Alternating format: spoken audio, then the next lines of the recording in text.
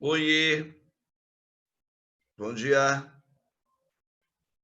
Ai, ai, ai, socorro. Eu estou no lugar certo. Apareçam aí, socorro. Ó, bom dia, bom dia, bom dia. Uhul! Tamo aí, tamo vivo. Eu tô na hora certa ou tô antes ou tô depois? Tá no lugar certo, beleza. Isso aí já é um grande avanço. Isso já é um grande avanço, Riquinhos do Prof. Oiê! Você sabe que ontem eu entrei 2 vezes em turmas erradas. Ó, céus, nego burro. Tem uma amiga minha que me chama de nego burro. Eu já estou começando a aceitar que é verdade mesmo. Oi, Rita. Riquinha da Rita. E assim, ó, eu entrei numa turma, daí caiu a internet. Mas eu tava na turma certa. Acho que eu comecei a dar uma aula, eu acho que estavam 5 minutinhos de aula, sei lá o quê. E aí a internet caiu. Aí quando a internet caiu, lá pela live do Face lá é ruim de negócio, né? Mas enfim, aí, aí eu fui ajustar as coisas lá para entrar de novo. E aí na hora de clicar, foi mais rápido, eu fui mais rápido que o clique que eu fui dar, e aí já mudou a coisa para uma outra turma. E aí entrou numa outra turma. Eu entrei numa turma à noite de Gravataí, cara. Pode um troço desse, tá? De manhã. Aí uma aluna que entrou lá disse assim, professor, o senhor por aqui essa hora? Aí quando eu olhei ali, daí que eu vi que tinha entrado errado. Nossa, que situação. Obrigado, Riquinho. Por que você não dá um fala comigo e fica aí fazendo esse chat aí? Né? Nós já conseguimos melhorar a tecnologia justamente para a gente se encontrar. Aí vocês ficam aí escrevendo. Aparece aí, na semana passada a Tainá apareceu. Tainá, aparece aí. Ah, e teve um menino que ficou de aparecer. Não foi aqui nessa turma que ficou? Vamos lá. Aparece aí. Iago, se não me engano, foi tu, Iago, que ficou de aparecer, não foi, Iago? Aparece aí pro prof. Vamos lá, se arrume aí, vai lá no banheiro lá e passa uma água no rosto. Não, não foi tu, Iago. Ah, Iago, tu tá me enrolando. Feliz aniversário atrasadinho. Obrigado, Ritinha, rica do prof. Valeu. Ontem o prof fez 54 anos. Ó, céus. Mas tudo bem, faz parte do jogo. Estamos vivos, né? Ainda. Nenê, Ó, uma força vinda do além deu presente. Quem é que é essa força aí? Pô, como é que eu nunca consigo ver quem é que ouvi, quem é a pessoa? Foi a é a Rita que. Rita, senhor. Tá, Rita, aparece aí para eu ver. Eu já apareci pra ti um dia. Tá, então aparece de novo, eu quero te ver sempre. Riquinha da Rita. Tá, e quem é que não apareceu ainda? A Bárbara não apareceu. Bárbara, aparece aí. Ah, na semana passada a Rita e a Tainá, eu acho que apareceram, né? Foram 3, se não me engano, que apareceram. Inclusive, depois eu mostrei numa outra turma, falei numa outra turma, para incentivar eles a aparecerem um pouquinho também. Professor, Iago, oi, ó. comeu brócolis no teu aniversário? Eu comi brócolis no aniversário. Cara, olha só. Deixa eu contar um babado aqui para vocês. Você sabe que eu fui casado e eu fiquei 10 anos casado. E aí eu me separei. E eu estou separado desde 2014, eu acho que é. 2014. E aí agora, no ano passado, estava namorando uma menina. E aí que estava tudo bem, nosso namoro, etc, tudo certinho. E a minha ex-esposa, ela acabou entrando em contato comigo precisando de uma ajuda. E quando eu fui casado, alguns amigos meus falam que a minha ex-esposa foi muito, se aproveitou muito de mim, assim, pelo meu jeito de ser assim meio tal, e que ela me explorou muito. Então, quando eu passei a namorar essa outra guria que eu estava namorando agora, eles falaram para ela como que a minha esposa tinha sido comigo. Então, eles meio que fizeram a cabeça da minha namorada. E ela ficou muito brava porque a minha esposa era daquele jeito.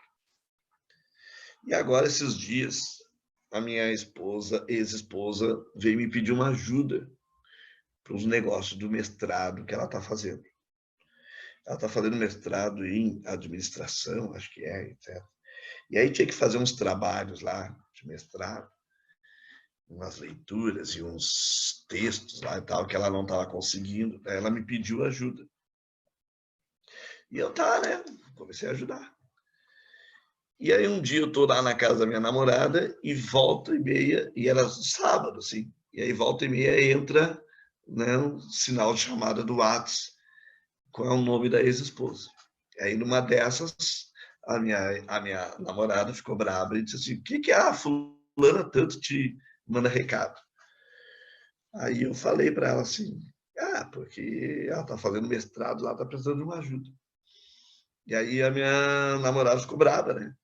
Ficou muito bravo, assim, não, mas como é que tu tá ajudando aquela mulher ainda, olha, depois de tudo que ela te fez, que blá, blá, blá, blá. Ficou brava comigo e me mandou embora. Aí tá, né? Terminou. Ela me mandou embora. Ficamos aí, acho que 2 semanas sem a gente se ver.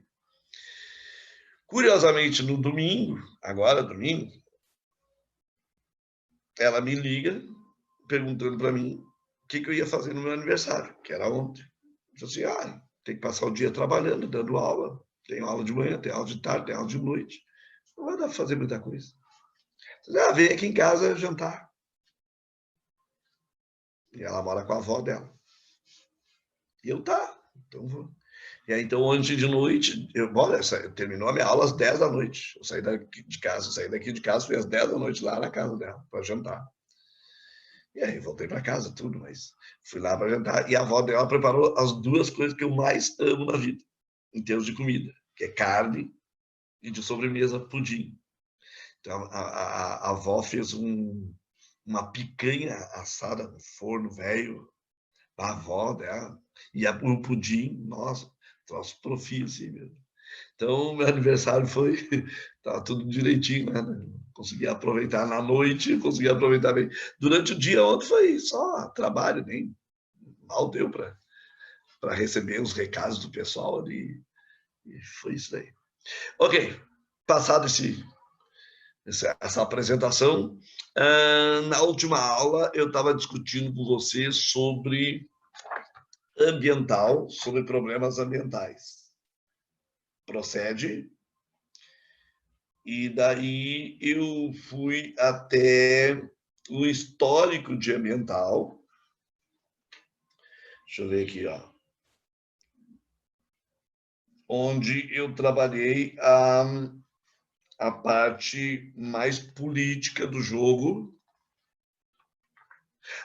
Daí que uma das meninas perguntou se eu comi brócolis. Né? Não, brócolis não, eu comi uma picanha, cara, meio forte. Né? Deu tudo certo no final. Hoje só pode comer legumes para compensar isso, Ritinha. Então hoje eu vou ter que ir para os natureba total, né? Porque senão o coração vai explodir tudo. Hoje nós vamos para a parte mais dos exemplos mesmo, né? Na semana passada eu falei da questão das conferências, dos protocolos, né? Da forma que a burocracia, que o poder está tentando ajustar as coisas, né? E aí hoje, então, a gente entra na parte mais efetiva, mais técnica da conta, falando sobre os problemas em si, tá? Os problemas de impacto ambiental propriamente ditos, tá? Então, a gente deve estar ali na página 508, os impactos ambientais dali em diante, tá? Caso não seja bem isso, alguém me esclarece aí, alguém me diz aí o que é, tá? Porque nos meus registros, a minha ideia é isso aí que tá. É por aí o caminho, tá?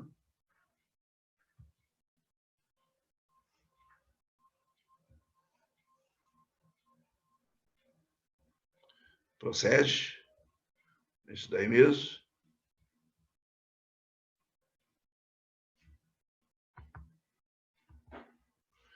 Pessoal, como é que eu tiro um troço de um lugar e mando para outro?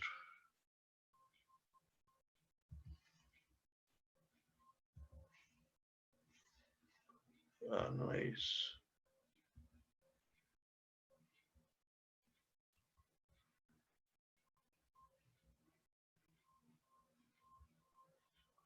Ai, socorro, o que eu fiz aqui?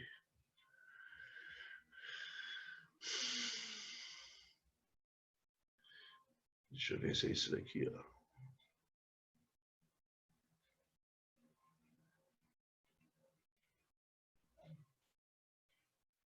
Espera aí que tá abrindo o slide aqui para poder mostrar para vocês.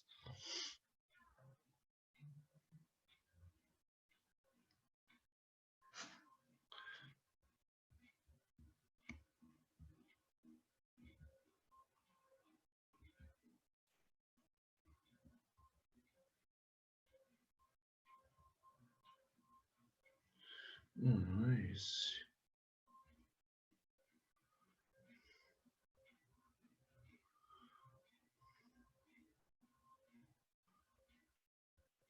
É esse aqui, ó.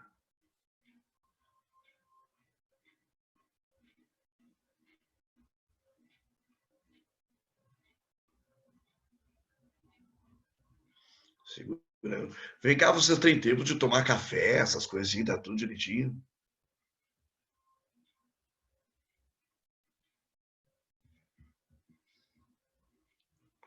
Vocês acordam de manhã, dá tempo de tomar café?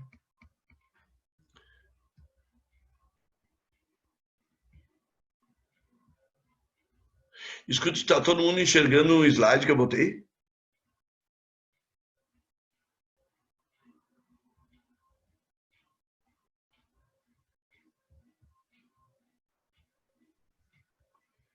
Não? Ai, meu Deus. Daria se eu acordasse mais cedo, mas agora acordo faltando. Pode dar Rita. Vocês não estão vendo o que eu botei? Por que vocês não estão vendo? Ah, acho que eu vou ter que escrever aqui, share. Deu? Tá enxergando? Sim, foi. Ah, tá. Uf. Ah, Luiz, como eu sou ruim nessas coisas. Agora sim. Ah, beleza. Tá, então vamos entrar na parte mais técnica da coisa. Eu vou retomar um pouquinho do que eu já disse, para a gente poder avançar nisso que nós estamos agora, tá? Bom, de que se trata? Né? Jorge, tu vai comentar sobre o Código Florestal Brasileiro. Vou comentar. Tá? Interessante alguém me chamar de Jorge.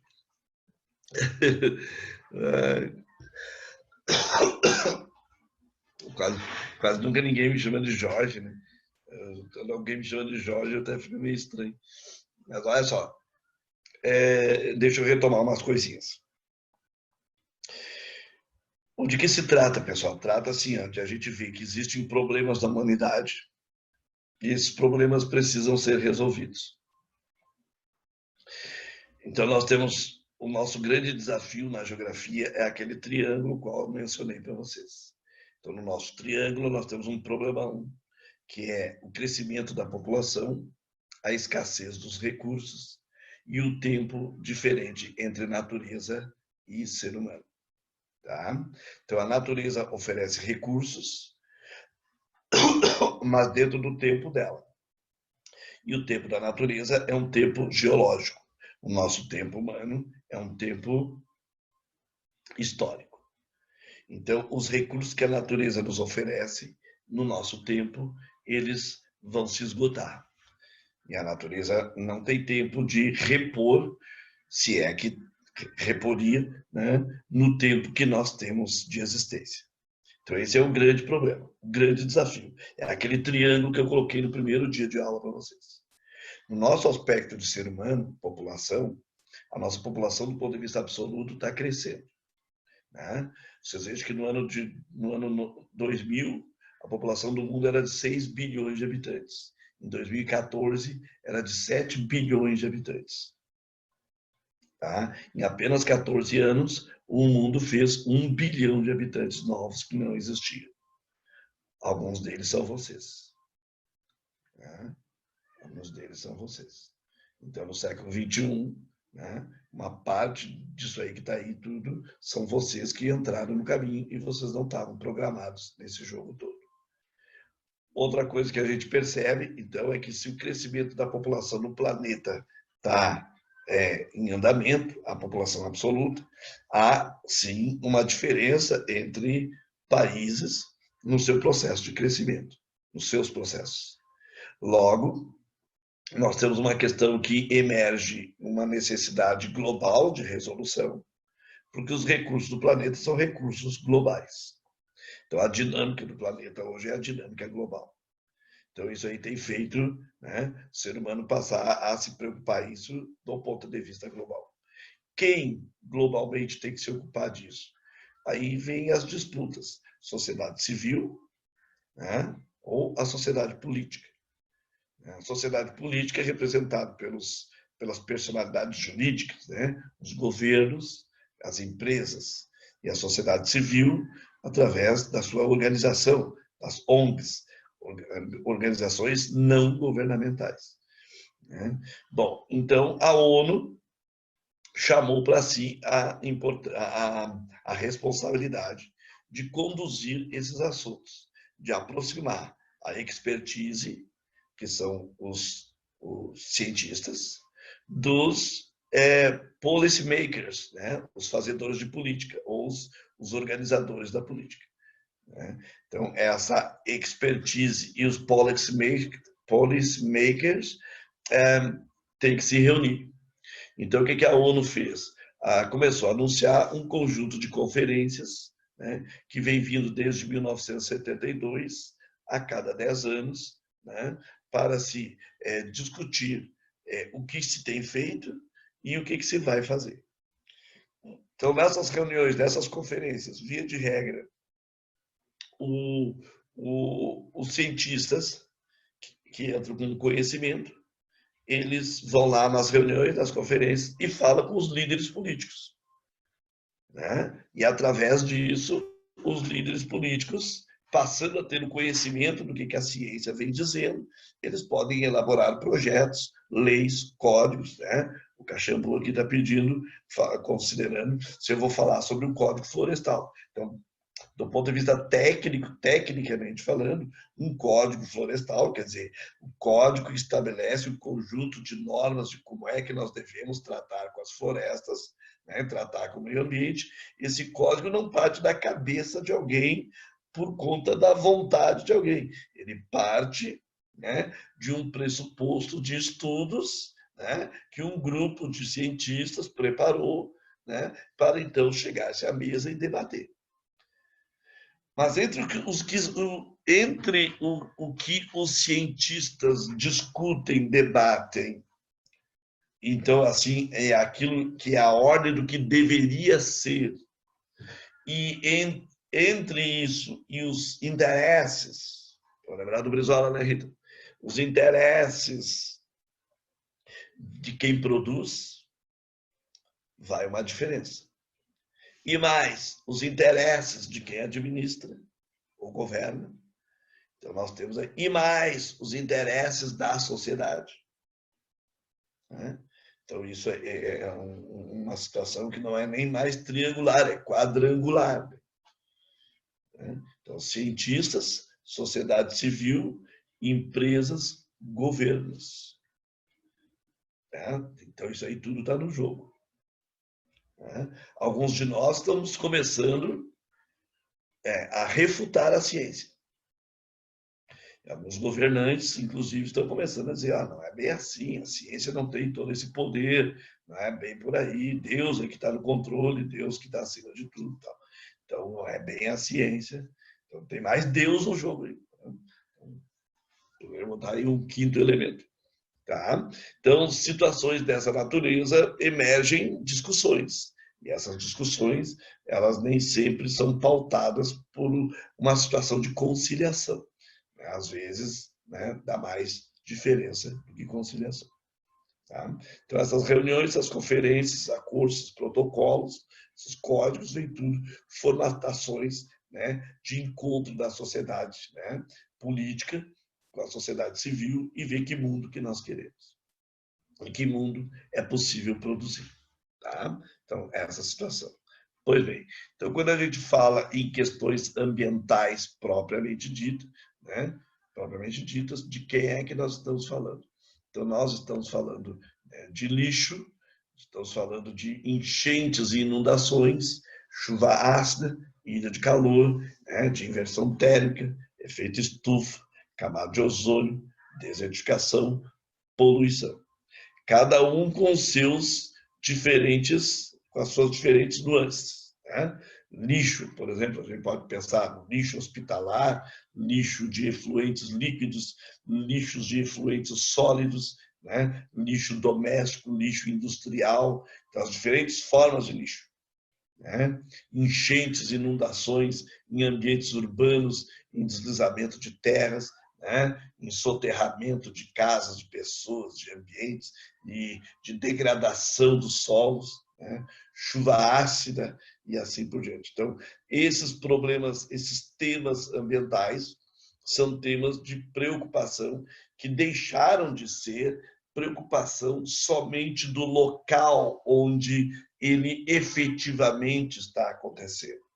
Né? Então, nós já sabemos que esses problemas hoje eles são problemas que, embora sejam mais recorrentes em determinadas porções do planeta, acabam impactando sobre o planeta inteiro. Né? Então, a gente já sabe que, por exemplo, a floresta amazônica não é mais assim o pulmão do mundo. Mas a gente sabe também que o desmatamento e a finalização, a derrubada da floresta amazônica, ela causará um impacto nas questões de aquecimento global, né? Um impacto sobre, né, processos de desertificação, de ilha de calor, de enchentes, de inundações, que são impactos muitas vezes diretos, muitas vezes indiretos, né, dessa situação. Né? Então, o desmatamento está entre um dos principais temas, um dos principais problemas. Eu provavelmente não vou seguir a linha do que está no livro, tá bom? Mas tudo que eu vou falar tem no livro e, eventualmente, algumas coisinhas que não estão no livro foi que eu acrescentei aqui, tá? O que não impede vocês de continuarem fazendo as perguntas, tem que perguntar, tá? Quando tu não estiver entendendo, tu tem que colocar as questões para eu poder te explicar melhor, um pouco melhor ainda quando estiver faltando, né, decência na explicação.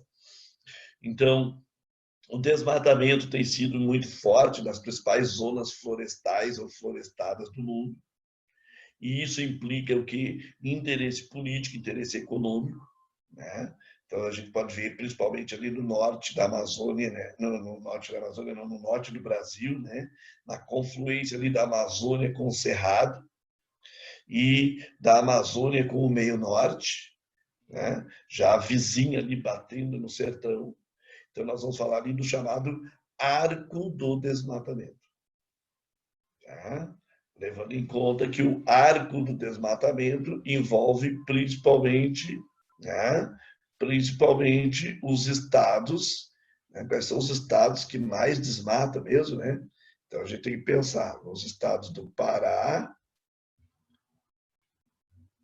né, o estado do Pará, o estado do Mato Grosso, tá? Isso aqui tu tem que ter na memória. Tá? O estado do Pará, o estado do Mato Grosso, o estado da Rondônia. E esses 3 estados são os estados que mais produzem desmatamento no Brasil hoje. Tá? Esses estados estão na borda do encontro da floresta amazônica com o Cerrado, no caso do Mato Grosso e da Rondônia, e parte do Pará, e do encontro da Amazônia com o meio norte, que é o próprio Pará. Tá? Meio norte ali na vizinhança com Maranhão, né? Maranhão, Piauí. Tá? E aí que vem uma outra coisa. Por que, que a gente está desmatando, né, mais? Então, a gente está desmatando por conta de quê? por conta de desenvolvimento da prática do extrativismo e da prática da agricultura, principalmente. Extrativismo mineral, vegetal, animal e agricultura e pecuária. Então, a agropecuária, né, envolvendo na agricultura principalmente a soja, a cana-de-açúcar e o arroz. Se a gente pensar nesse desmatamento amazônico do ponto de vista histórico, primeiramente foi o arroz, depois veio a soja e mais recentemente a cana-de-açúcar. Então, cana-de-açúcar como responsável pela derrubada da Amazônia é uma coisa mais recente. É mais recente. E aí a gente tem que lembrar um pouquinho do histórico, por que isso aí aconteceu também. Lá no finalzinho do governo do George Bush, 2007 para 2008, antes da entrada do governo Obama, os Estados Unidos perceberam o seguinte: olha, o etanol, por conta da força da cana-de-açúcar, tem maior poder de combustão do que o etanol por base no milho ou na beterraba. Tá? Os americanos têm tecnologia do etanol com base no milho. Os europeus têm alguma coisa com base na beterraba. E nós, brasileiros, somos quem descobrimos, né, ou quem descobriu o etanol por força da cana-de-açúcar. Então, nós tínhamos, há algumas décadas atrás, né, essa tecnologia que a gente estava exportando, então vendendo a tecnologia do etanol. E, obviamente, que daí, a partir disso, os outros países foram descobrir a forma de eles também terem a tecnologia do etanol deles, o jeito deles, para não precisar ficar pagando royalties para nós. Então, o nosso etanol, a nossa tecnologia, né, para a gente não pensar que o Brasil só copia ou compra a ciência dos outros, né? A gente também produz ciência quando tem investimento, pesquisa, ciência e tal, mas o nosso etanol se tornou ponta no mundo durante algum tempo. Então, os nossos usineiros que estão na zona da mata e em São Paulo, sul de Minas Gerais, sul do Rio de Janeiro e o interior de São Paulo, os nossos usineiros produziam cana-de-açúcar para as nossas usinas de etanol no Brasil. Então, a gente exportava a tecnologia. Tá?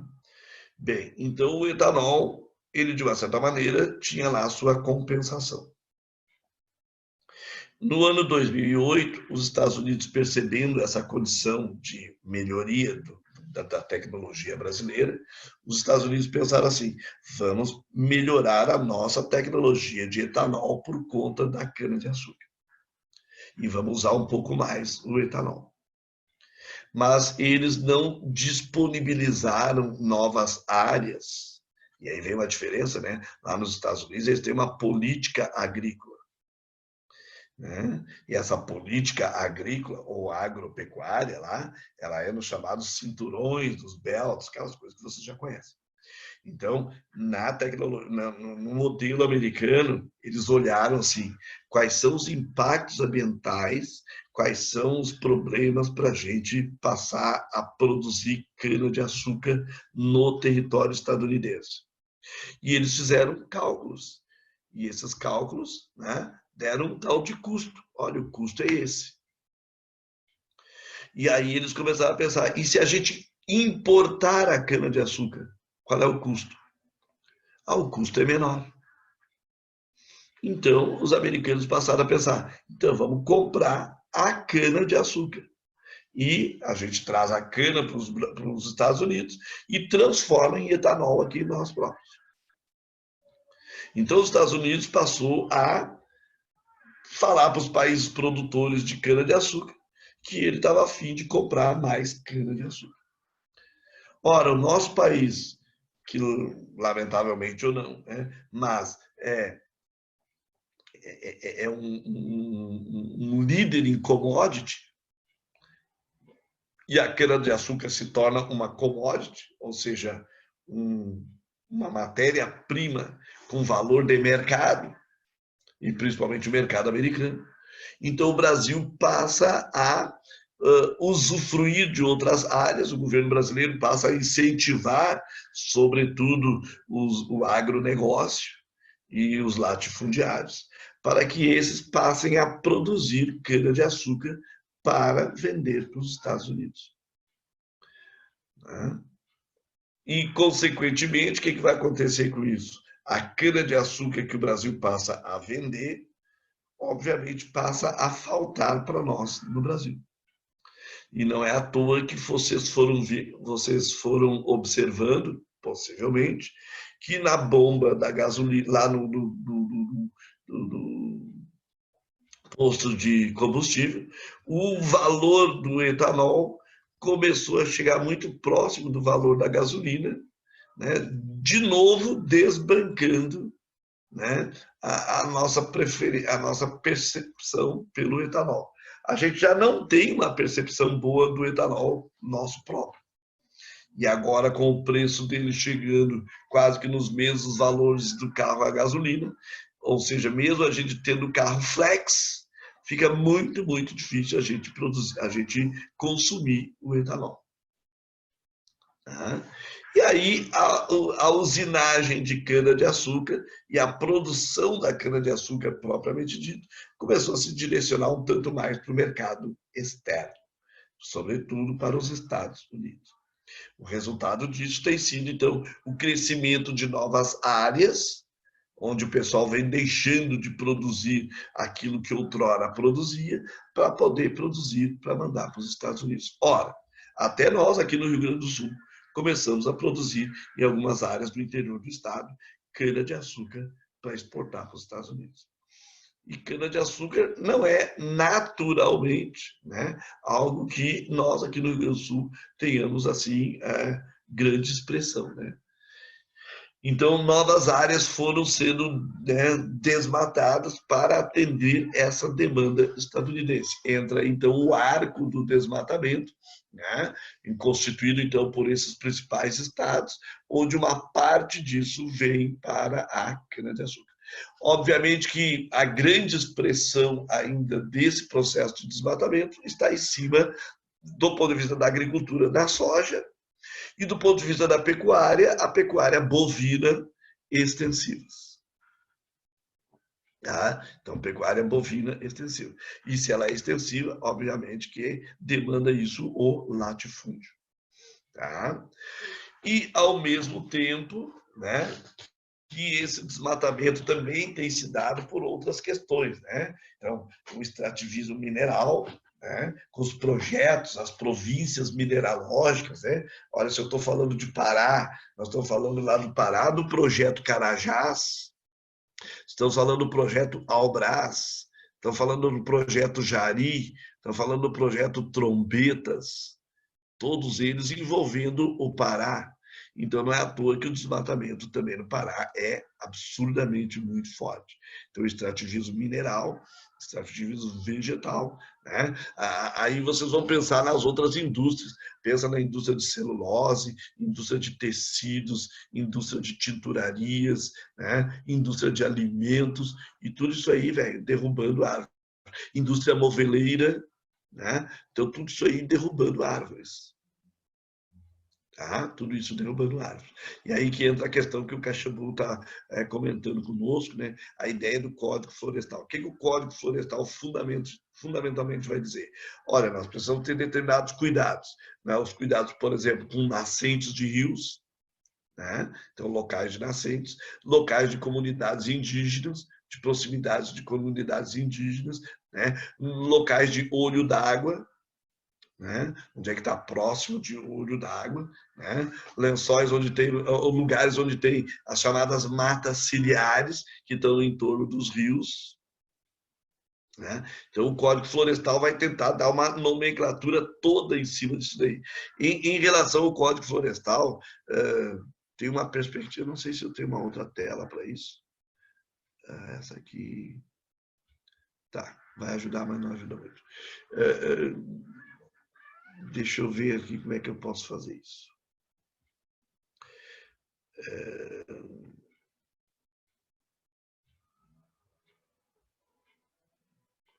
Eu não tenho como apagar isso.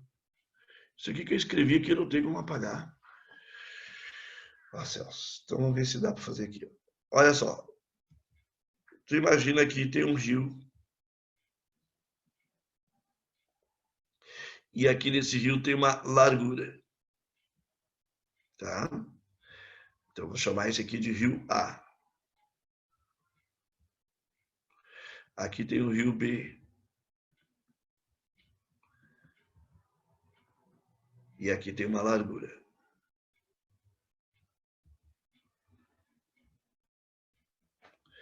E aqui tem o rio C. E aqui tem uma largura. Então, por essa largura é onde passa o rio. Tá? Por essa largura é onde passa o rio. Então, quando os caras foram pensar no Código Florestal e, ao mesmo tempo que pensar nas questões ambientais, uma das discussões foi: se um rio tem uma determinada largura, até quanto da sua margem tem que ser preservada e até quanto da sua margem pode ser derrubada. Até quantos metros do rio para dentro da terra tem que ser preservado e até quantos metros pode, a partir dali, ser derrubado. Então, um rio com uma largura A, com uma largura B, com uma largura C, obviamente terão metragens diferentes ao longo da sua envergadura de mata ciliar para ser contemplados na hora de usufruir economicamente do ambiente. Dentro desse ponto de discussão do Código Florestal, né, na época, surgiram basicamente duas correntes, obviamente antagônicas. Aquela corrente que diz: temos que preservar o máximo, então nós temos que esticar o máximo de metragem para dentro, além da margem do rio, né, para preservar a floresta e preservar o olho d'água, para preservar o rio, para etc. E, obviamente, a outra corrente dizendo: nós temos que preservar o mínimo, porque o resto tudo tem que ser aproveitado economicamente. E esse pessoal, obviamente, então, nós temos de um lado os preservacionistas, de outro lado os interessados do agronegócio. Né? Os interessados pelo agronegócio.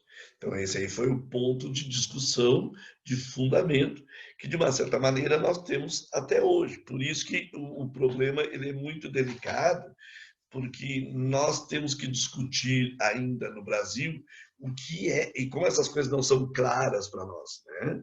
O que é política de governo e o que é política de Estado. Aliás, nós, inclusive, temos que discutir o que é instituição de governo e o que é instituição do Estado. Caso alguém de vocês não esteja me entendendo nesse aspecto agora, deixa eu dar um exemplo do que vocês viram ontem e antes de ontem. Tá? No domingo, vocês viram uma manifestação, né, de brasileiros: vamos derrubar o Congresso, vamos derrubar o Supremo, vamos manifestação antidemocrática. E o presidente, o nosso presidente brasileiro, veio à televisão dizer o seguinte: que nós não vamos tolerar mais nada, porque eu e o povo brasileiro e as Forças Armadas, nós estamos juntos, nós vamos fazer a Constituição ser cumprida do jeito que tem que ser cumprida, quer dizer, do nosso jeito. E aí diz assim, eu e as Forças Armadas estamos juntos.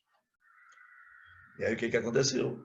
Aconteceu que o STF veio na televisão, né? O representante do Congresso veio na televisão, os próprios representantes das Forças Armadas, né? Os generais do Exército, os almirantes de marinha, os brigadeiros da aeronáutica, vieram na televisão dizer o seguinte, olha, as Forças Armadas são instituição do Estado brasileiro e não do governo brasileiro.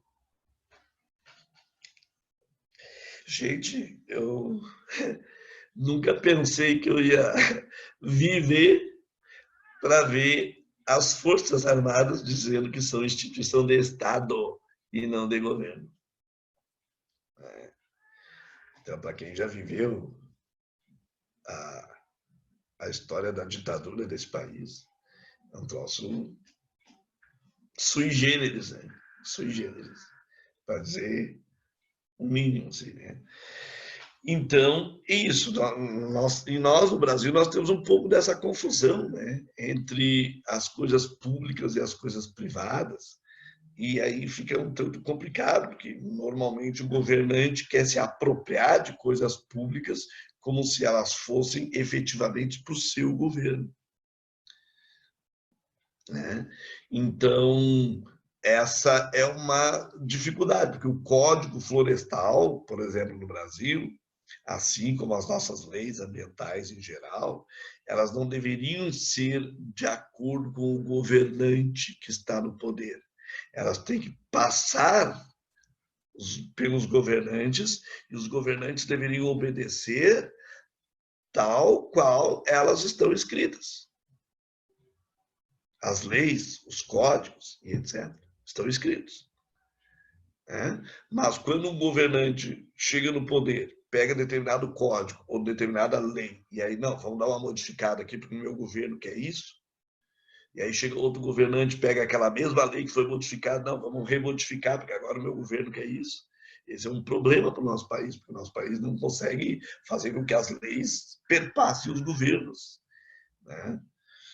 Então, tem uma discussão, assim, uma falta de entendimento do que é do Estado e o que é, né, de governo. No nosso país, por exemplo, a Polícia Federal é um órgão de Estado. A ABIN, essa sim pode ser um órgão de governo, e de fato é. A Agência Brasileira de Inteligência, né, a ABIN, essa aí é órgão de governo. A inteligência tem que ser para o governo mesmo, para o governo poder saber o que está acontecendo e trabalhar as suas questões. Agora, a Polícia Federal não pode ser do governo. A Polícia Federal é uma instituição do Estado brasileiro. Então, essa confusão é uma confusão que ela perpassa não só o campo político efetivo, de questões institucionais mais políticas, mas passa pelas questões institucionais que lidam com leis no país como um todo. Então, assim, o que acontece? Quem é que apoiou o nosso presidente para ele ser presidente? Entre outras coisas, esse grupo do agronegócio. Então, o que o cara faz com o Código Florestal? Ele tenta modificar o Código Florestal ou passar por cima, né? Permitindo que o desmatamento aumente e, portanto, que os interessados pelo agronegócio possam, de fato, né, proteger os seus interesses, para lembrar do Brizola, Rita, e, ao mesmo tempo, avançar sobre terras que não são suas, criando maiores conflitos por terras ainda. Então, que a gente vai ver, né, essas questões assim de enfrentamento que saem do campo, digamos assim, ambiental, propriamente dito, para o campo mais político, como se de fato a gente pudesse fazer essa separação. Né? Mas acaba acontecendo isso daí. Tá? Então, o processo de derrubada de árvores, ele entra também nesse quesito. Né? Essa fronteira ali do arco do desmatamento, ela acaba enfrentando outras dinâmicas. As dinâmicas das demarcações de terras indígenas, né? De áreas de antigos quilombolas, né? De áreas de preservação ambiental, de parques, de florestas nacionais que não deveriam ser derrubadas, né? Parte da biodiversidade do Promata, etc. Vocês viram que o ministro do Meio Ambiente recentemente, né, deu uma perdoada nas dívidas e nos contrapontos de desmatamento que os latifundiários fizeram pelo Brasil afora, né? Nesses dias agora, o cara perdoou, disse assim, não, tá, vamos deixar isso aí para lá, ninguém precisa pagar nada de multa. Então, aquilo que o IBAMA tinha feito alguns anos atrás e tinha entrado na justiça, e a justiça estava começando a encarar os assuntos e dar os ganhos de causa efetivos para quem tinha que dar, agora a justiça possivelmente vai acabar tendo que voltar atrás. E aí a gente começa também a pensar, né, quem é a justiça, o que é a justiça e etc.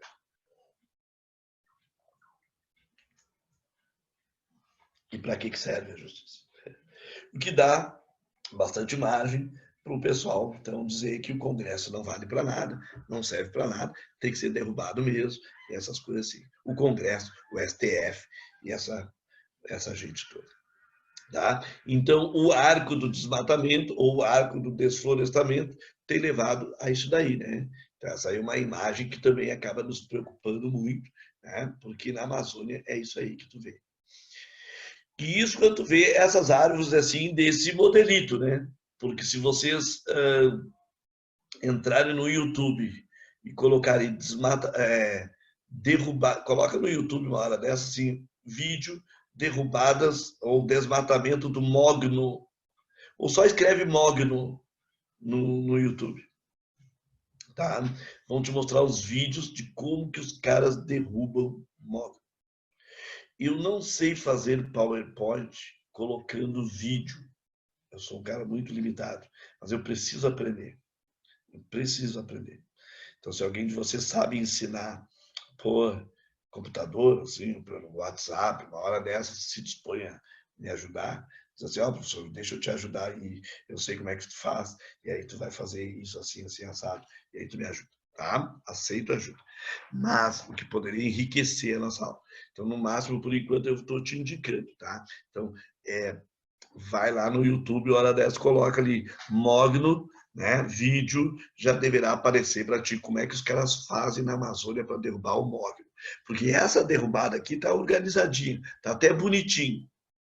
Essa derrubada aqui, o cara fica pensando, não, mas se é assim, só tá organizado, olha ali, as toras estão tudo direitinho, a estradinha tá ali, tá até parecendo um troço aceitável. Tá? Tá parecendo uma coisa aceitável. Mas se tu pensar que toda a biodiversidade que está no entorno, de algumas espécies que jamais vão viver em outros ambientes que vivem ali, vão desaparecer, vão sumir, que as áreas dos indígenas que estão ali vão desaparecer. Aliás, alguns de vocês devem ter lido, alguns de vocês participam da minha linha de transmissão, né? Que eu tenho lá no WhatsApp. Pois bem, ontem, acho que foi ontem ou antes de ontem, acho que foi ontem, né? Eu vi um lance no Twitter de um vegano xingando um indígena porque o indígena estava comendo peixe, portanto de origem animal, né? Então vejam só, cara, aí são as maluquices do sistema, né? Um vegano xingando um nativo, um índio, porque o cara come peixe. Então, essas coisas aí, nós ainda temos que lidar com essas pirações do mundo, com essas coisas assim, muito malucas que o mundo também produz, né? Que são também interessantes a gente pensar. Né? Mas tá, então, o desmatamento, sim, é um problemão para a gente avaliar, né? Uma vez que nós temos, né, a outra questão que envolve o desmatamento, que não é só agricultura, pecuária e extrativismo, é a construção de hidrelétricas, né, gente? Construção de hidrelétricas. E num grau um pouquinho menor, porque na Amazônia não está se vendo um tanto disso aí ainda, mas que pode ser preocupante também, que é o desenvolvimento de novas cidades. Então, o processo de urbanização. A construção de hidrelétricas também, ela acaba liquidando uma certa área, né? Porque não tem como uma hidrelétrica não causar algum tipo de impacto ambiental, seja de pequeno porte ou de grande porte. Mas toda intervenção sobre a natureza produz algum tipo de impacto ambiental. Por outro lado, obviamente, nós sabemos que se a população do planeta vai continuar aumentando, Não tem como a gente se alimentar, a gente viver sem usufruir dos recursos da natureza. Quer dizer, retirar recursos da natureza, nós vamos precisar continuar fazer. A questão é, temos como fazer isso de forma racional, se sim ou se não. E a outra é, queremos fazer de forma racional, se sim ou se não. Tá? Aí, socorro. Agora era para mudar de... Ah, tá. Aí veio, deixa eu ver, tá. Aí quando nós falamos com a combinação, então, da parte política, da parte escrita, das leis com com a parte técnica, né? Com a parte efetiva, né? Com os gestos. O que o protocolo de Kyoto falou sobre essa questão aí envolvendo desmatamento, queimados, etc. Então, a convenção estabeleceu o protocolo de Kyoto, foi um protocolo assinado lá em 1997, né? Ou a ideia dele lá em 1997, para a gente trabalhar sobre a questão da emissão do CO2, né? Da preocupação da poluição atmosférica, né? Vinculada a todos os níveis e os diferentes níveis de processos poluidores. Eu talvez lembrei para vocês o que é a diferença de um protocolo para um acordo, para uma conferência, né? Uma conferência, os conferencistas entram em contato, eles ouvem, eles percebem e eles vão para os países de volta. Ok, nós ouvimos isso lá na conferência. Então, a conferência ela é quase só instrutiva. Né? A conferência é de esclarecimento, é de recomendação. Tá? Não incide sobre conferência nenhuma obrigatoriedade. Tá? Agora, quando tu fala de protocolo, protocolo é um documento. Então, quando tu assina um protocolo, quer dizer, tu vai fazer aquilo que está escrito no documento. Tu vai ter um prazo para começar a fazer aquilo, porque as coisas também não são assim tão imediatas. Mas o protocolo, tu assina um documento. Então, se tu assina o documento, significa dizer que tu te compromete em cumprir com o documento, com aquilo que tu assinou. Tá? Então, o protocolo ele é um pouco mais incisivo assim na conta, ele é mais firme assim na conta. Tá? Essa madeira que utilizamos é de desmatamento ou de áreas de reflorestamento. Boa, Cachambu. Olha só. Isso está no Código Florestal, né? Que eu não comentei tudo no Código Florestal, mas olha só. No nosso Código Florestal, nós temos uma questão bem interessante para a gente pensar. É que o código em si ele é bonitinho. E nós temos uma parte da nossa legislação ambiental que ela é muito parecida com os de países de primeiro mundo. Por exemplo, na nossa dinâmica de derrubada de árvores, né? Para cada uma árvore derrubada aqui, para cada uma dessas árvores derrubadinhas aqui, a gente tem que plantar 3. Tá? Então, quando esse pessoal, em tese, recolher essa madeira aqui, eles vão arrumar esse terreiro aqui e vão plantar 3 árvores para cada uma que eles derrubaram. Então, isso está na lei. E está certo. E é assim que se faz no Canadá, no Japão, nos Estados Unidos, na Europa. O problema são 2 problemas. Eles de fato fazem o que está na lei. As empresas que vão lá derrubar, elas também vão lá plantar. E aí nós temos um problema. Nós não fiscalizamos isso. E quando a gente vai fiscalizar, nós corremos os riscos de quem atua no processo de fiscalização. É o risco da corrupção. Tu recebe uma grana e faz de conta que eu estou repondo e não estou. Ou tu recebe uma ameaça. Olha, se tu for nos autuar, né, nós sabemos onde é que teu filho estuda, onde é que tua família mora, quem são os teus pais, estão aqui as fotos, aquelas coisas que a gente vê em filme, que a gente vê nas séries. Né? Essas coisas existem. Aí o cara que é autuador, o que o cara vai fazer? O cara que é autuador trabalha no IBAMA, trabalha no INCRA, trabalha no Ministério, né, do Meio Ambiente, está indo lá fiscalizar. O cara vai fiscalizar? O cara vai autuar o cara que não está repondo? Isso é um problema. Então, a nossa fiscalização, Caxambu, ela é um problema. Tá? Mas, em tese, em algumas áreas do Brasil, nós aqui no sul do Brasil, com a araucária, acho que depois tem um slide sobre a araucária, nós aqui no sul, com a araucária, a gente tem conseguido um reflorestamento. Né? E uma parte disso é de reflorestamento. Só que o problema do reflorestamento é que, assim, como a legislação ela é nova, não deu tempo da árvore crescer ainda. Então, uma parte desse reflorestamento é só a perspectiva do que nós poderemos fazer nos próximos anos. Porque nem todas as árvores, as espécies nativas, têm diferentes tempos, né, de recomposição para poderem serem reaproveitadas. Então, temos esse problema. Outra questão é aquilo que se derruba de ponto de vista nativo deveria ser plantado também do ponto de vista nativo, ou seja, reposto do ponto de vista nativo. E é assim que tem sido feito? Não é. Porque daí tu derruba uma árvore como o mogno, que é madeira nobre, e coloca um eucalipto, uma cerejeira, um limoeiro, uma árvore qualquer. Tá? Então, esse é um outro problema que a gente esbarra aí nessa questão do Código Florestal em relação a essa condição. Tá, Caxambu? Beleza aí. Depois, o protocolo. Então, o protocolo de Kyoto, né, ele tem esse tipo de condição. Né? Então, uma convenção que estabelecia que as partes deveriam, então, adotar políticas, né, e medidas de mitigação. Veja que eu insisto nessa expressão, porque é uma expressão comumente em prova que nos interessa. Tá?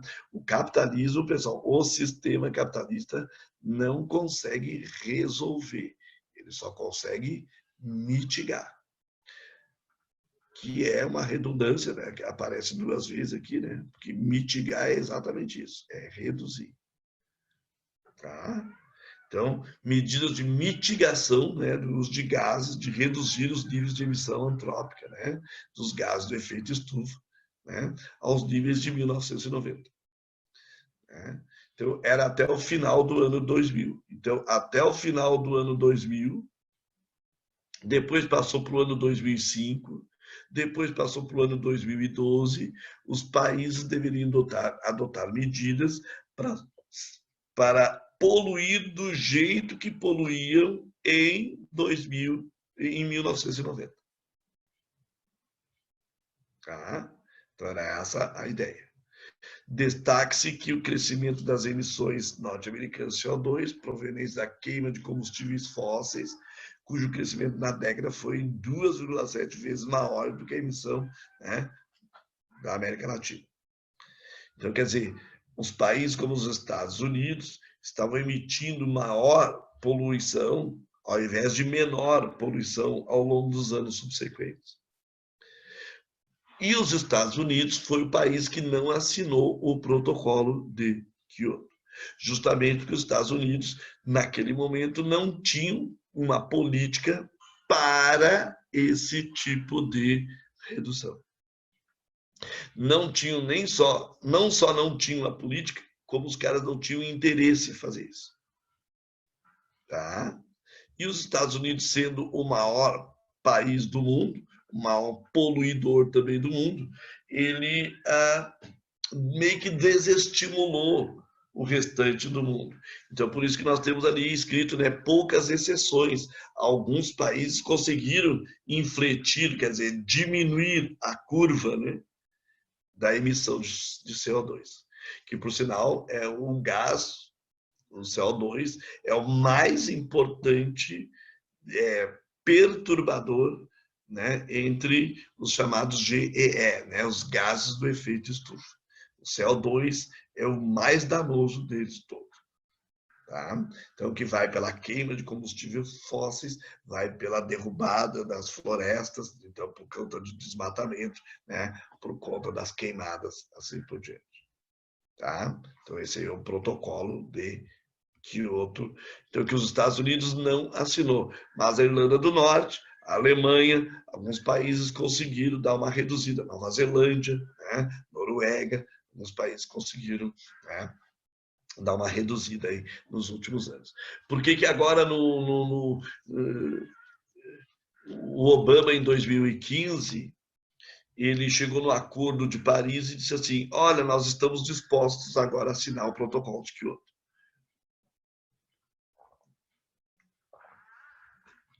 No finalzinho do governo Obama, né? O que acabou não resultando em nada, porque logo em seguida o Trump entrou e disse assim, não, nós estamos anulando o que nós assinamos no Acordo de Paris. Então, não adiantou nada o que o Obama, né, propôs. Tá? O que é... exatamente, do Código Florestal entra essa questão da reserva legal. O que é uma área de reserva legal? É a área que precisa ser preservada e, portanto, não deve ser tocada dentro de uma determinada propriedade. Tá? Então, isso aí é chamado de reserva legal. Por exemplo, tu tem uma propriedade, tá? Tu vai ali no São Francisco de Paula, ou vai em Gramado, Canela, e tu quer comprar uma propriedade, tá? Quer comprar um terreno, e dentro daquele terreno ali tem uma árvore de araucária. E a área de araucária, as árvores de araucária que estão ali naquele terreno estão inscritas na chamada reserva legal. Quer dizer, tu não pode derrubar aquelas árvores. Ah, mas o terreno agora é meu, eu comprei. Mas não pode. Então, a área de reserva legal são espaços dentro das florestas, dentro dos ambientes, onde existe uma necessidade de preservação. E essa preservação ela poderá ser pública ou privada. Né, no tocante às questões, né, de classificação. Né? Então, que o governo vai classificar como área de reserva legal, propriamente dita, ou área, né, de preservação ambiental, que é onde pode ter, né, a incursão de agentes públicos e de agentes privados. Então, o governo é que acaba definindo, né, para a situação de que vai se fazer com uma coisa, uma área e outra. Então, assim, ó, por exemplo, topo de morro, lá em cima no topo do morro, onde tem um olho d'água, que pode dar numa nascente de rio. E então a floresta que está na volta do topo de morro não deve ser derrubada. Isso é reserva legal. Né?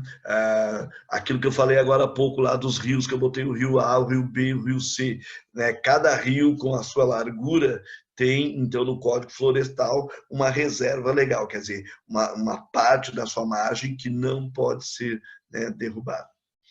Tá? Então, isso vem a ser as áreas de reserva legal, propriamente dito. Tá? Então, coisas dessa natureza acabam, né, entrando no jogo, né, no sentido de buscar, pelo menos do ponto de vista da lei, né, buscar uma certa perspectiva de que as coisas possam funcionar, né?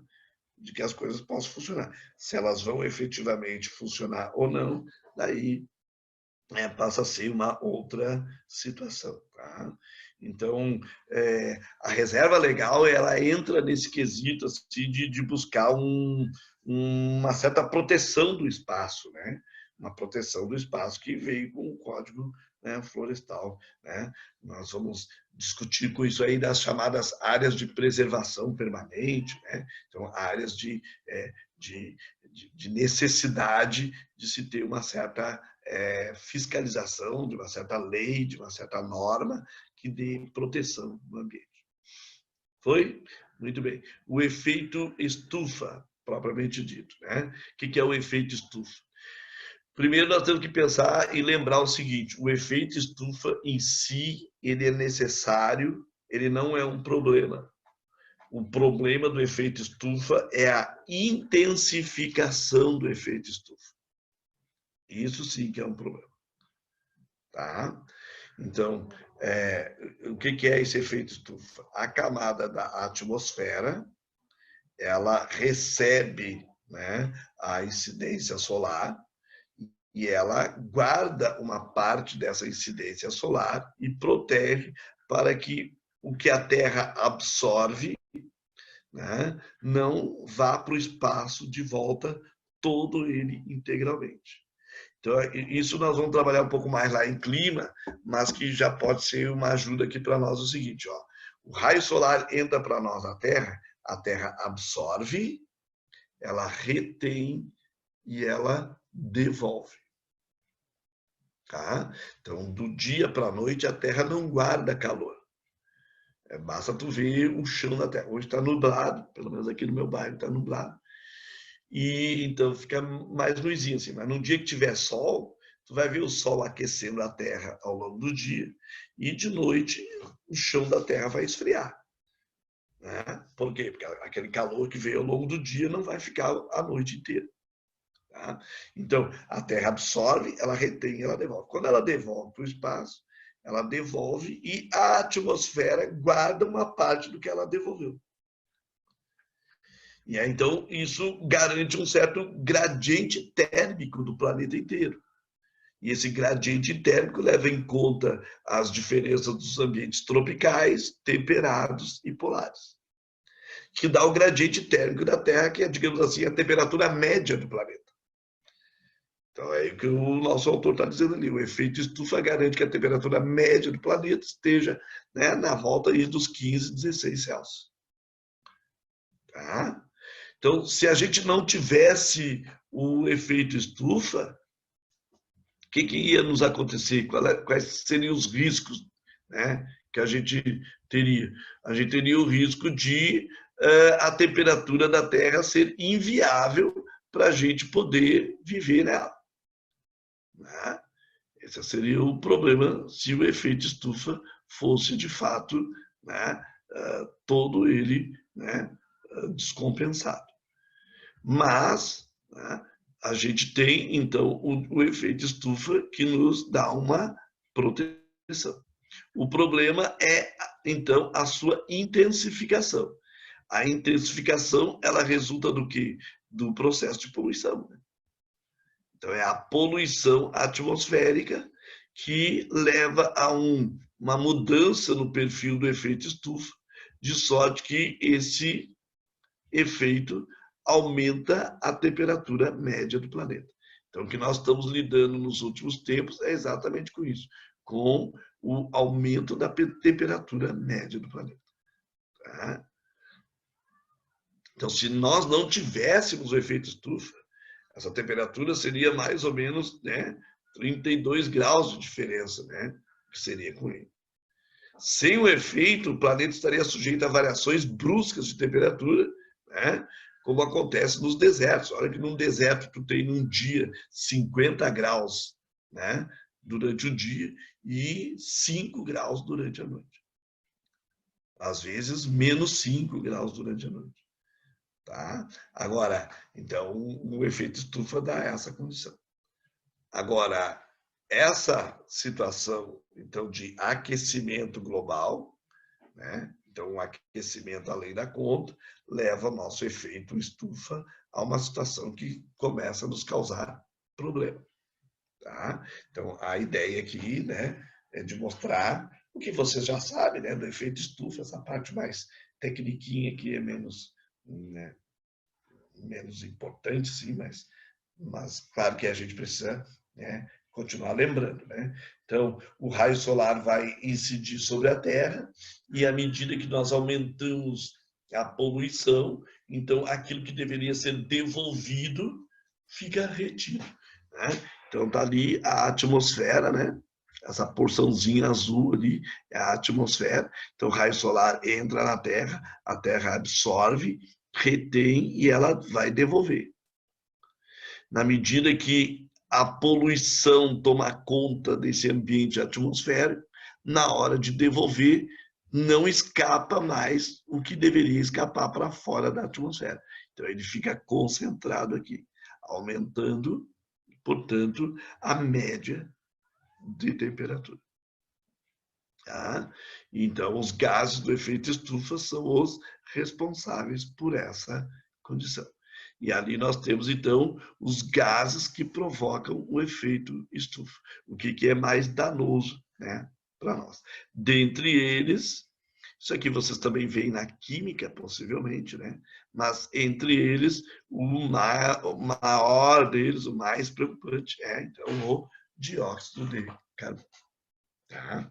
E esse gás, então, vai produzir, ou esses todos aqui, né, vão incidir sobre também o ozônio, transformando o ozônio num problema para nós também, né? Então, o que é o ozônio? O O3. Né? E esse ozônio, o O3, o que ele faz? Quando o raio solar entra na Terra e passa ali pela estratosfera, então é bom a gente lembrar das camadas da atmosfera, né? Quais são as camadas da atmosfera?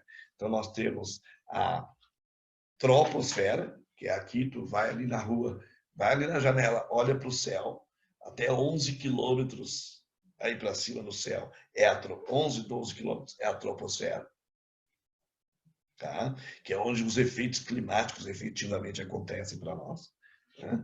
Passando da troposfera, nós vamos para estratos, da estratos para mesos, da mesos para termos, da termos para exosfera, e aí não estamos mais, dali em diante, né, sob a cobertura, né, da atmosfera.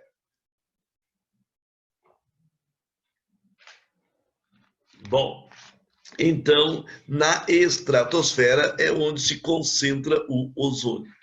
E esse ozônio, o O3, ele é o responsável por dar uma filtrada, uma segurada nos raios UV, o ultravioleta.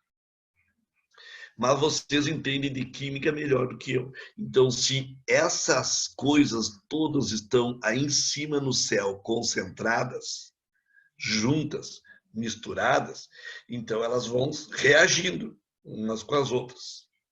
E nos seu processo de reação, quando em contato, o O3 ele facilmente deixa de ser O3 e passa a ser O2, ou só O. Ou seja, o ozônio deixa de ser ozônio. Né? E à medida que o ozônio deixa de ser ozônio, o que acontece?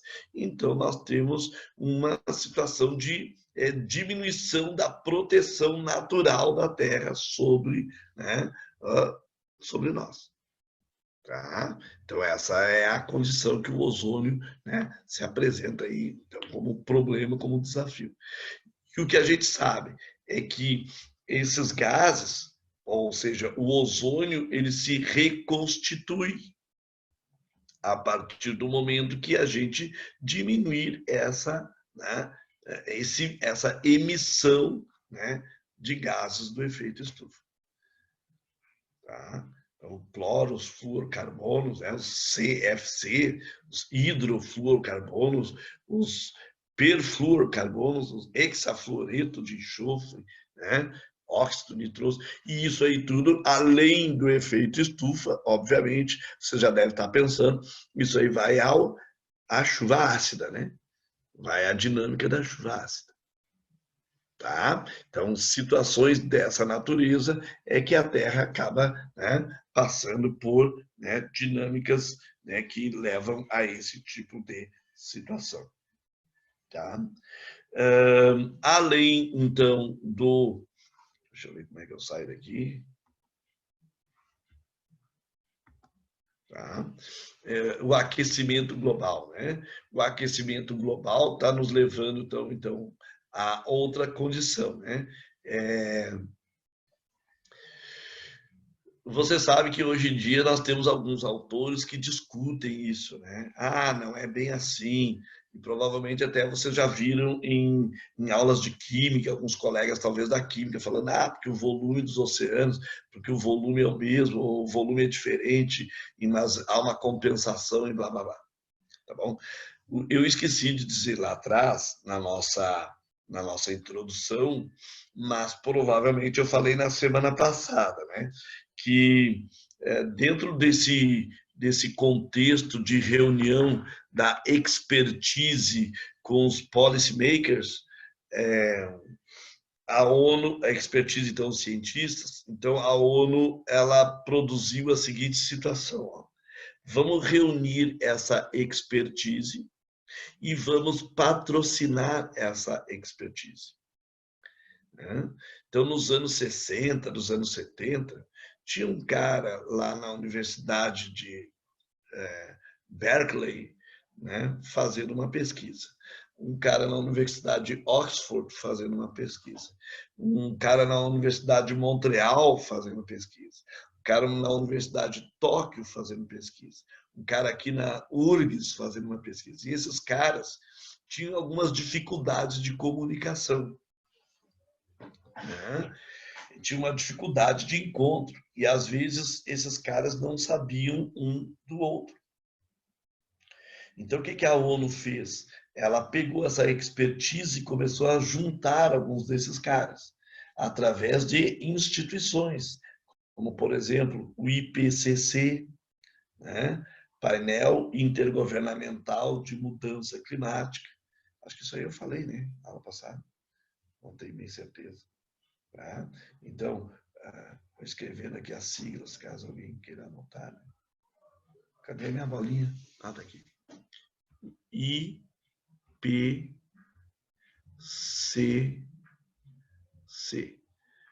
Painel, isso aqui é do inglês, Painel Governamental de Mudança Climática. Tá? IPCC. Ops, era para ser um tão grande. Outro, o PNUMA. PNUMA.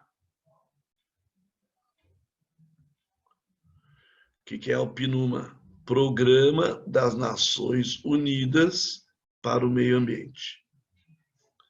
Tá? O CEMAD.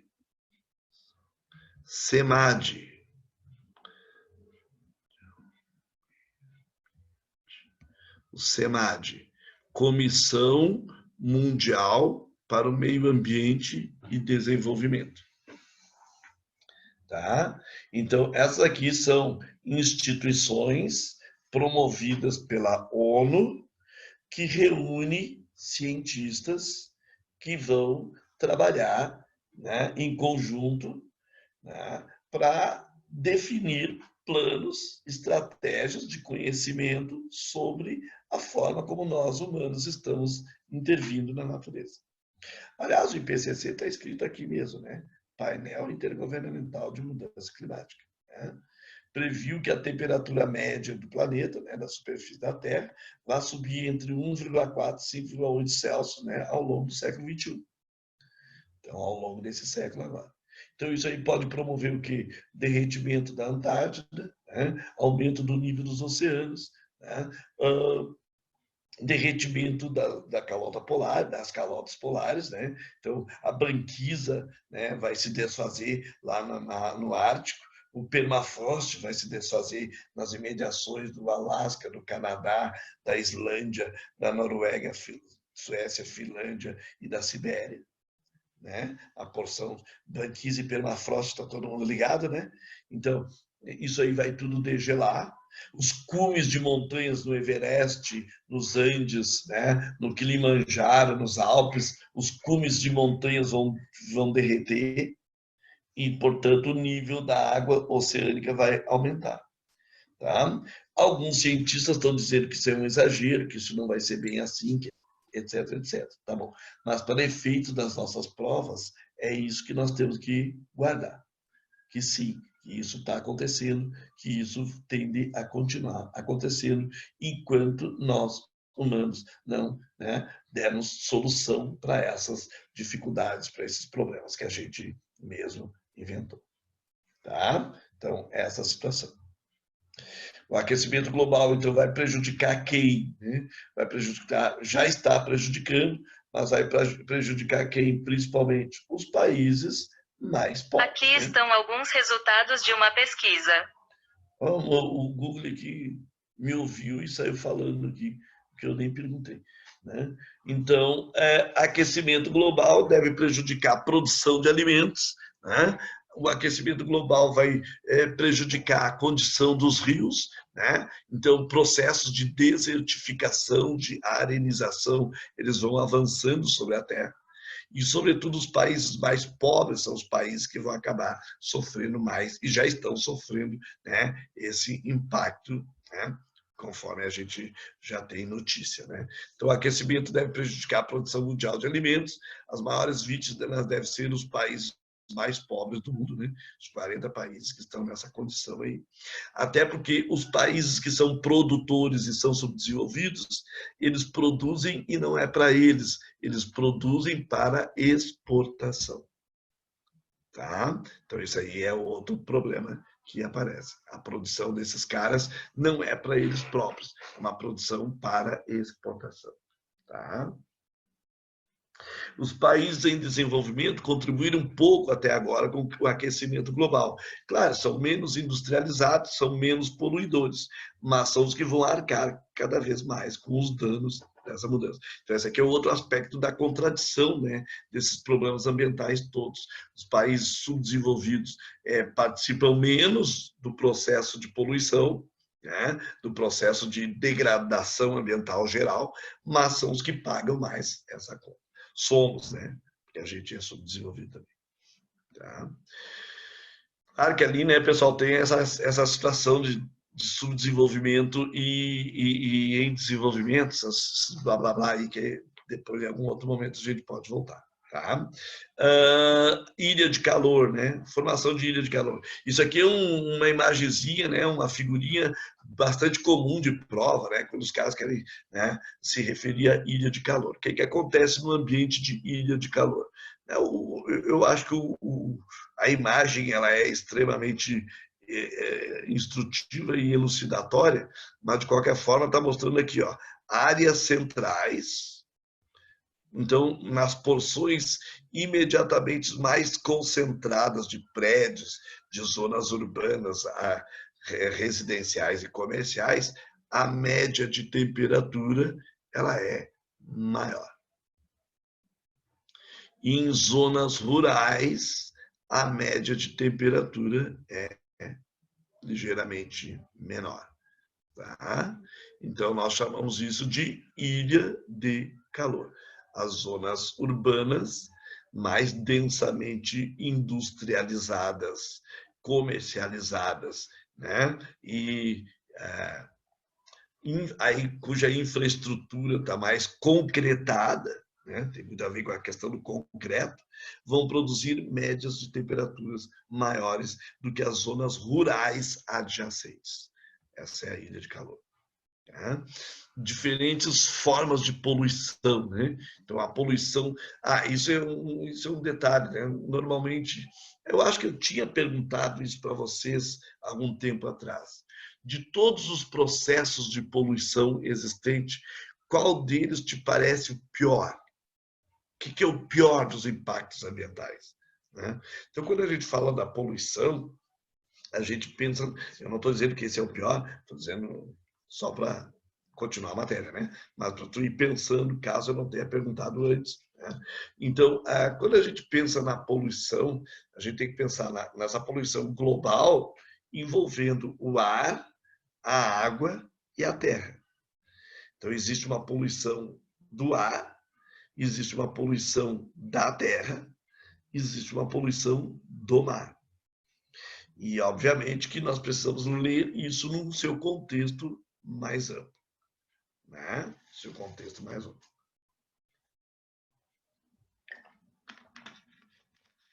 Então, quando a gente observa essa condição hoje no mundo e observa no Brasil, quer dizer, a poluição do ar, né? As emissões de dióxido de enxofre, monóxido de carbono, todos aqueles gases do efeito de estufa, né? Que a gente já colocou ali atrás, né? Obviamente que elas aparecem em tudo que é ambiente no mundo. Mas ela aparece mais sintomática nos centros urbanos, onde há maior fluxo de veículos, né, fluxo de automóveis, de caminhões, né, soltando materiais, né, particulado, como diz aí o nosso autor, né? Então essa aí é uma coisa que pesa bastante, né, no Brasil, né? Sobretudo nos países, nas porções mais urbanas. Então, esse é o resultado daquilo que a gente percebe, né, em ambientes mais urbanos. Tá? Quando a gente fala de frota de veículos no sentido total, né? A gente teria que atualizar esse dado aqui, porque a gente já cresceu, né? Não são mais 36 milhões. Hoje, a frota de veículos no Brasil está batendo em torno de uns 48 milhões de veículos, mais ou menos por aí, quase 50 milhões.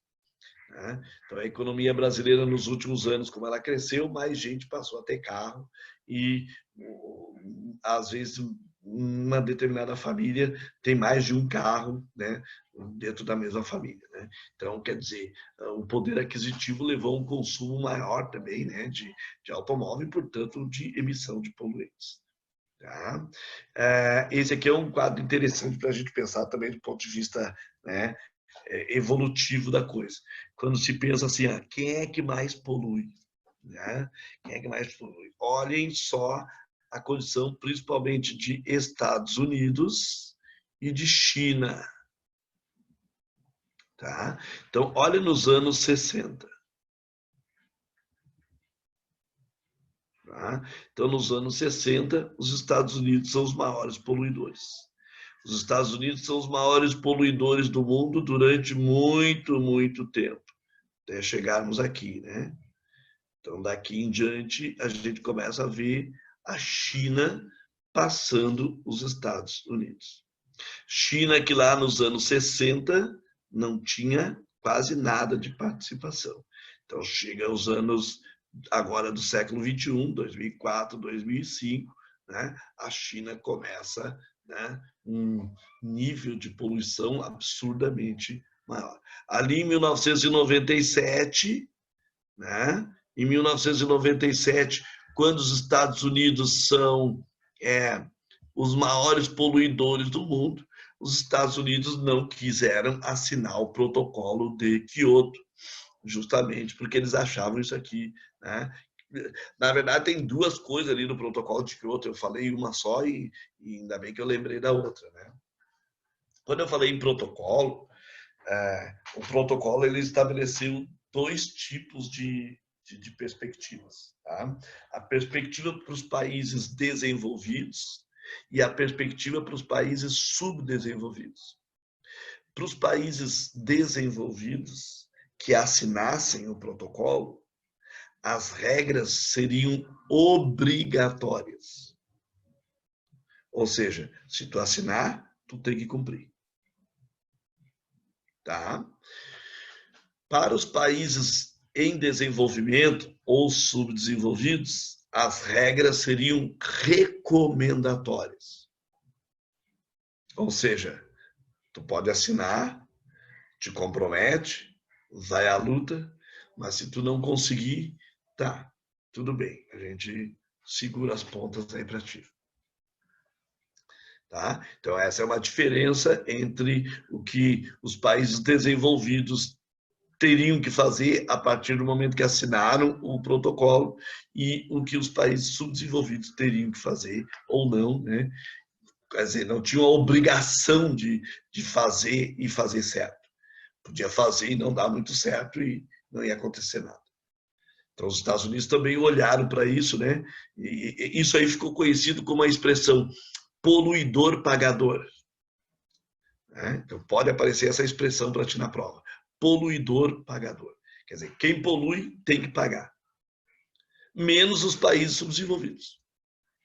Agora, em 2015, quando o Obama percebeu, disse assim, não, tá tudo bem, ó, vamos assinar, olha lá onde é que está a China. Agora já vale assinar, né?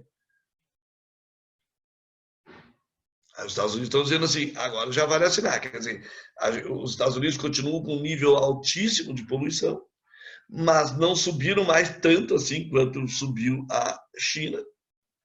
E agora os Estados Unidos estão dispostos a dizer assim, não, então tá, vamos punir quem precisa ser punido, porque agora não são mais eles os principais poluidores.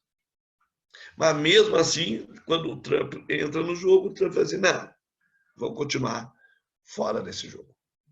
Tá? Poluição do mar. Então, a poluição do mar está envolvendo várias coisas. Por exemplo, assim, ó, pensa uma cidade como São Paulo. Pensa uma cidade como Nova York, Nova Delhi, Pequim. Nova York tem 23 milhões de habitantes. São Paulo, capital, tem 12 milhões. A região metropolitana de São Paulo tem em torno de 25 milhões de habitantes. Deixa eu falar um troço meio nojento, mas de qualquer forma tem que falar. Para onde vai o xixi e cocô dessa gente toda?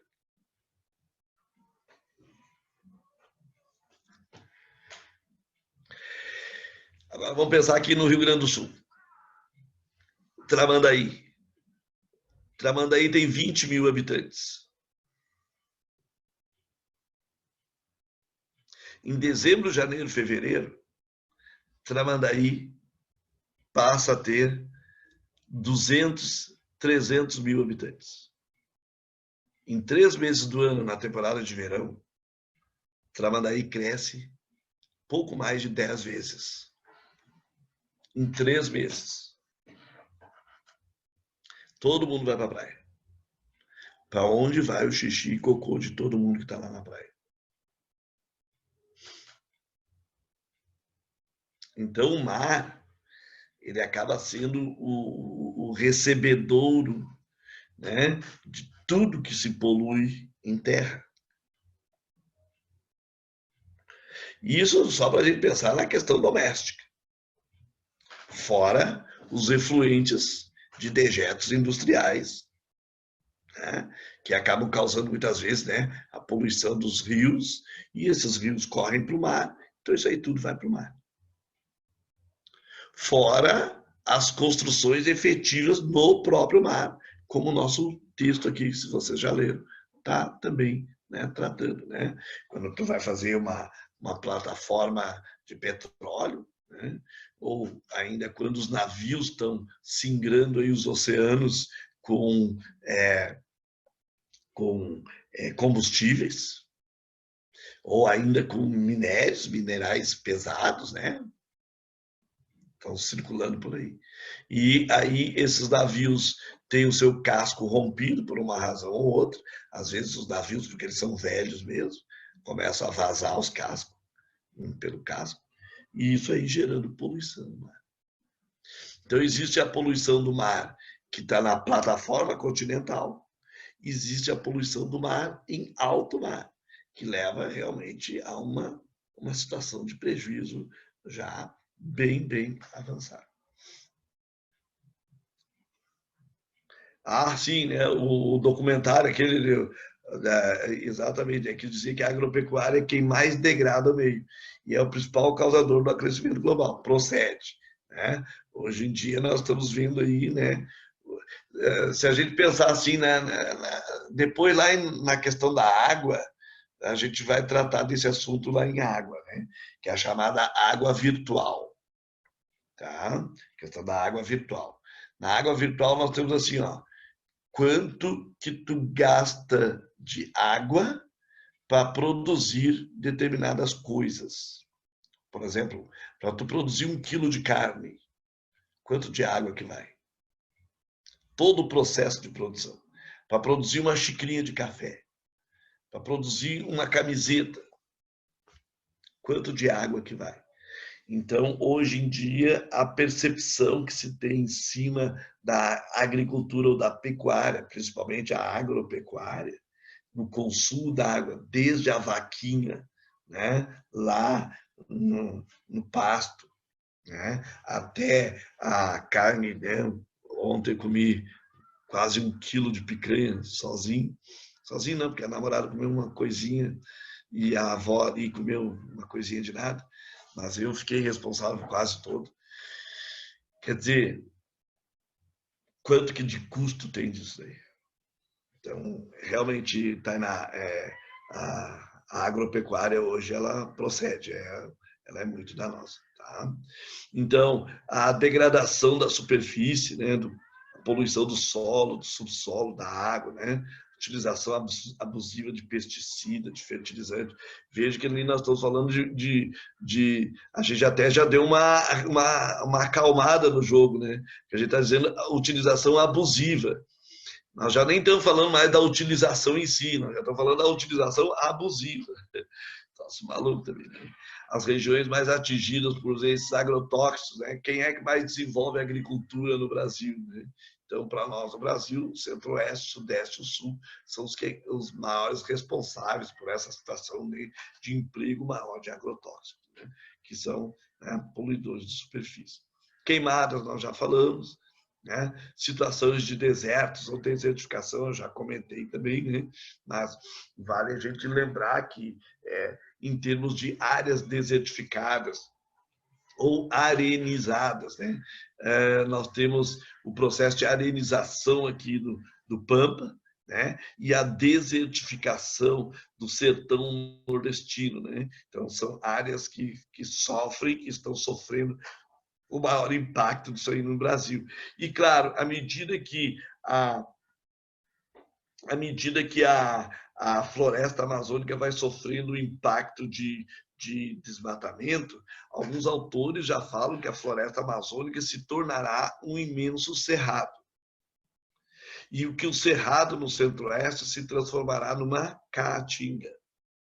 E, por vez, a caatinga do sertão nordestino vai virar deserto de verdade. Então, esse aí é o perigo que a gente tem para o século XXI, né, para a gente atender ainda. E aqui no Rio Grande do Sul, nós temos essa porção aqui do Pampa, né, principalmente ali os municípios do Alegrete, Santana do Livramento. Não me perguntes onde fica o Alegrete. Segue o rumo do teu próprio coração. Tá? Mas essa região aqui do Pampa, a areia está cobrindo o campo. Então aqui a gente fala mais em arenização, né? Mas sim, é um processo de deserto também, né? Então, no Enem pode aparecer com a expressão desertificação e para a UNIC sim pode aparecer a expressão arenização. A diferença entre um e o outro é bom a gente lembrar, né? Na desertificação, a evaporação é maior do que a precipitação. Então, evapora mais, precipita menos. Então, chove menos no ambiente. E isso aí, então, se estende para o restante do ambiente onde o deserto vai avançando. Então, lá no Sahel, né, na África, esse é um problemão. Tá? O Sahel da África é um problemão. Para nós, aqui no sertão do Nordeste, também já é um problema. Tá? E a arenização, para nós aqui no Pampa, qual é a questão da arenização? É que a arenização, ela não é um processo de maior quantidade de evaporação do que sobre a precipitação. Para nós aqui no Pampa não é falta de chuva, embora nesses meses agora a gente está bem, né, com esse problema aí, mas não é bem a falta de chuva. Para nós, o problema ou na verdade são três. Né? É a estrutura geológica, né, combinada com a agricultura e pecuária, então por conta da ação humana, e a cobertura vegetal, que é ralinha. Tá? Então, a nossa vegetação é rala, campo. Embaixo desse campo tem areia. E tem o vento espalhando essa areia sobre o campo. E tem o pisoteio do gado. E tem a prática de uma agricultura que não tem cuidado com o campo. Então vai empobrecendo o campo. E embaixo dele já tem areia. E aí o vento espalha a areia. A arenização. Tá? Além disso, tem a questão lá, né, da mineração, propriamente dito, em algumas áreas, né? Processo de das salinas, as construções de salinas, produção de salinas, né? E minérios, né? Também que pega lá no Ceará, né? No Rio Grande do Norte, parte do Pará, né? Então, essa região toda aí, tá? Né? Então, espécies vegetais ameaçadas, as questões das florestas, né? Os grandes ambientes florestados do planeta que podem sofrer e vêm sofrendo, né? Então, Brasil, Colômbia, México, Indonésia, né? São países que detêm, reúnem a maior diversidade biológica do planeta, e se o desmatamento está ali, né? Se as ações, né, constitutivas do processo produtivo estão ali, então isso aí também demanda maior degradação do ambiente. Tá? Os nossos ecossistemas, né? No caso da própria Amazônia, já tratamos isso aí na aula do ambiente de hoje, né? O Pantanal mato-grossense, né? Que é outro que sofre com a ação dos garimpos, com a ação das lavouras, com os fertilizantes, né? Com o turismo. Esse aqui é um problemão mais recente, né? A nossa forma de fazer turismo, a gente leva o nosso jeito de viver na cidade lá para o turismo de campo, turismo da natureza, essas coisas assim, né, que vem crescendo nos últimos tempos, né, os hotéis fazenda, e a gente vai poluindo, né, constituindo um espaço de poluição, isso daí tudo. Tá? Gente, eu acho que eu avancei um pouquinho na nossa hora, né? Na verdade, eu nunca me lembro que hora que termina às 11 ou é às 11h15. Alguém me dá uma luz.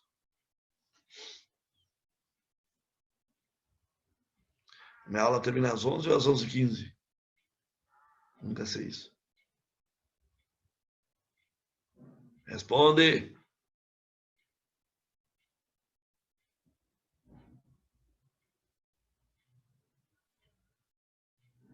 Ô, senhor, Hum.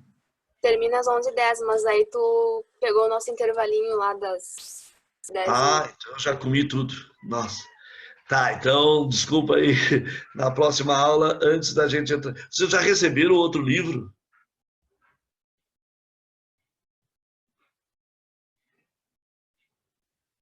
Sim, a gente foi buscar ontem.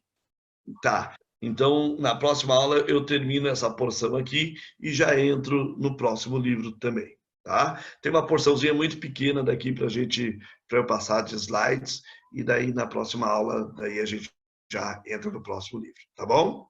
Então tá, falou aí, tchau para todo mundo. Desculpa aí, né? Queimei uma parte da folga de vocês, tinha esquecido disso aí, é que cada turma que entra, cada curso que entra, uma lógica, eu às vezes acabo me perdendo. Mas, queridos, assim, vocês podem me avisar e devem avisar, tá? Porque eu até agradeço. Ó, falta 5 minutos, 10 minutos para terminar a tua aula. Nosso combinado é esse ou aquele. Que eu faço cada combinação com cada turma aqui. Daí eu nem sempre sei direito como é que é a estrutura da combinação que eu fiz, né, com determinada turma, tá? Então, por favor, aí me avisem sem problema nenhum, tá, queridos? Tchau para todo mundo.